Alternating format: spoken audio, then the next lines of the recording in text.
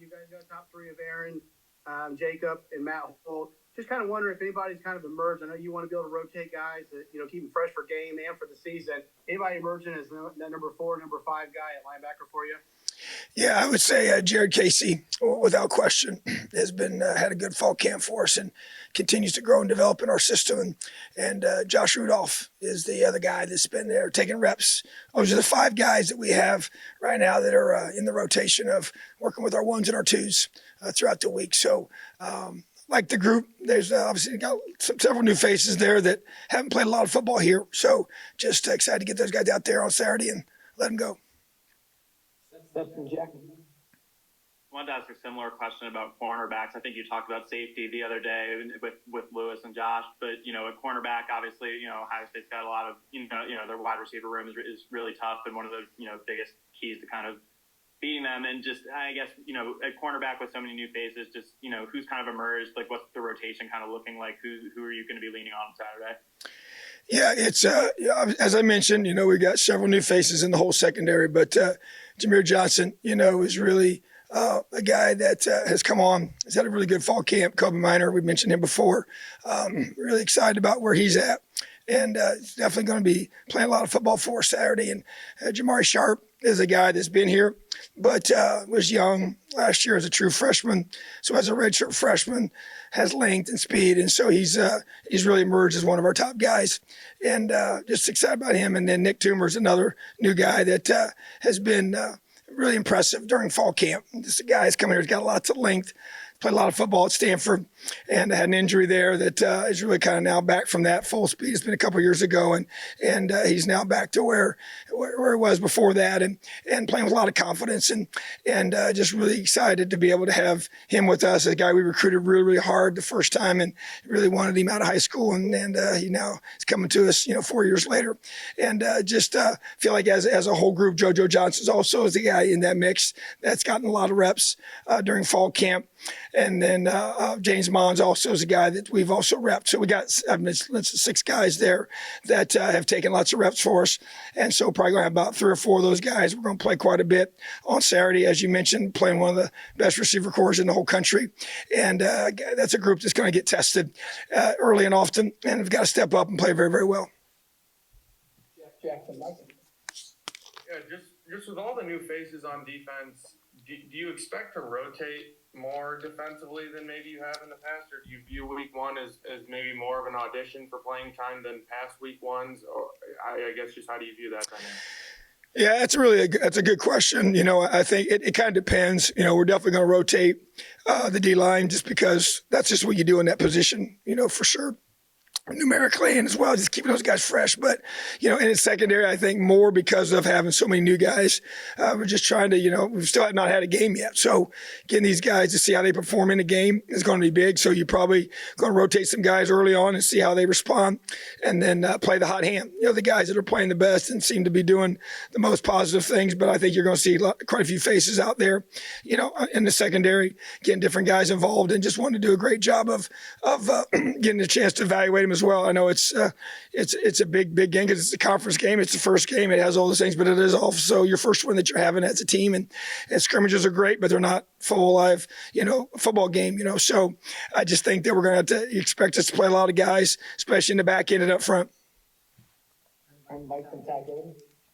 Yeah, Coach, just along those lines, this isn't the first year you've had a bunch of transfers in your program. Have you learned things from prior years in terms of integrating those guys fast into both the culture and the scheme, and how that all translates to functioning in week 1, and how that maybe is a little bit different than years past?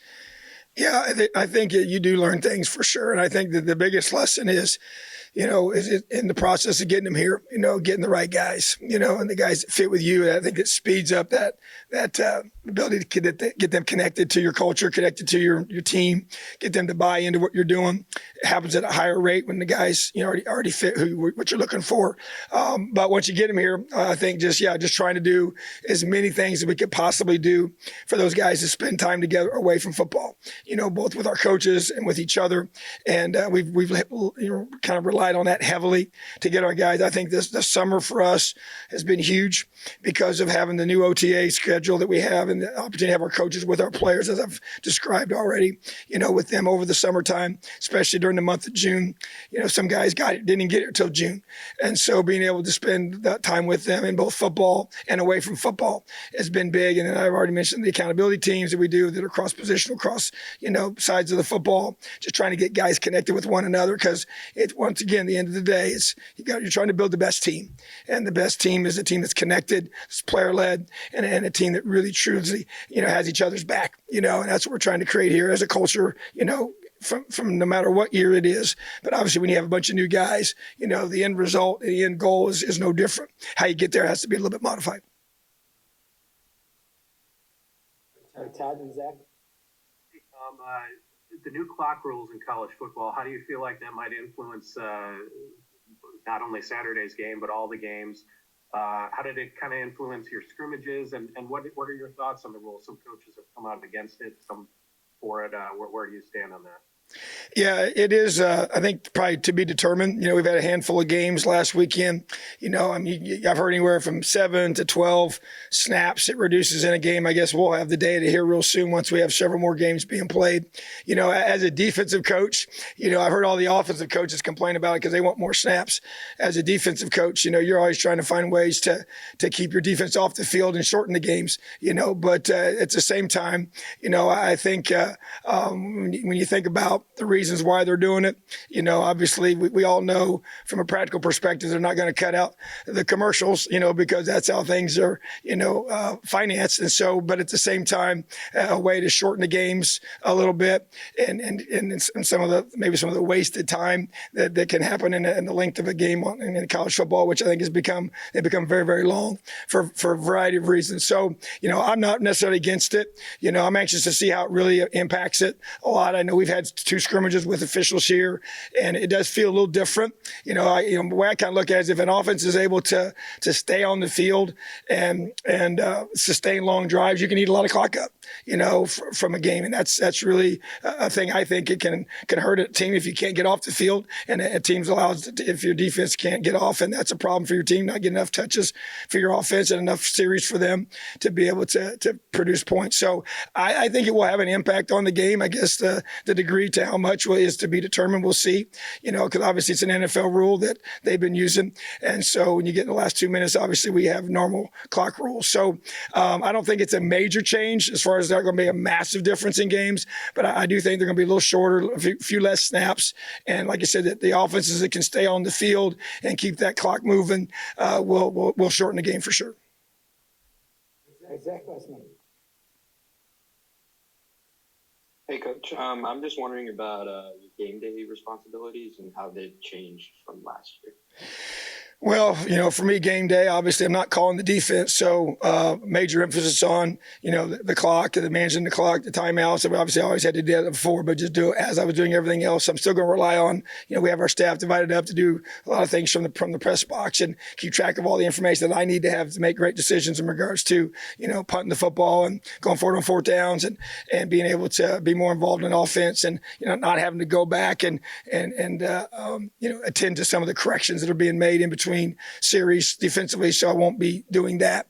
I'll definitely be involved defensively without question and talking to those guys, but trust them, and I think they'll do a great job with that. So just more involved on offense in regards to what we're doing with the ball and not necessarily play calling. I'm not going to do that, but at the same time I'll be able to have my focus and attention on the team, the flow of the game, and the intent obviously is to be able to do it the best job possible to be able to manage that. All right, thanks, Tom. Appreciate you guys. Have a great day. Elio.